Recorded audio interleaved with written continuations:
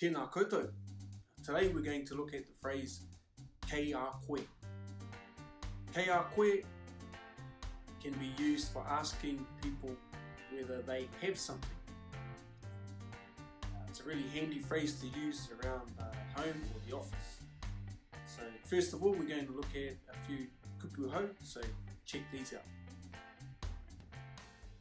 Pene. Pene rākau. Waia.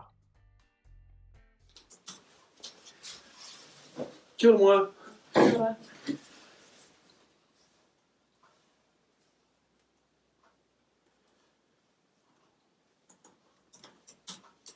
E mai, Kia ora.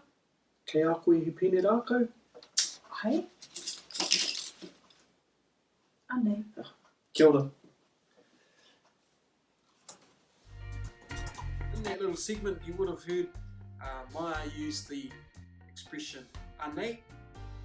Anei meaning here it is, anei. Anei, you give it to somebody. If it's over there or away from you, you can use ara.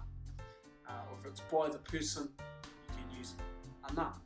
So anei, anei, here it is. Ana, there it is by you. Or ara, there it is over there.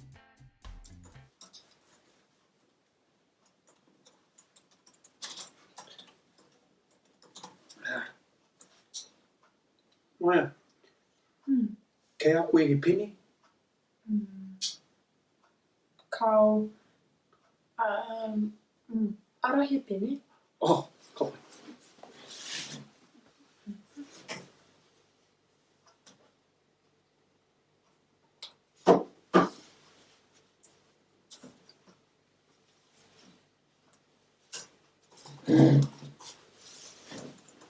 Hey.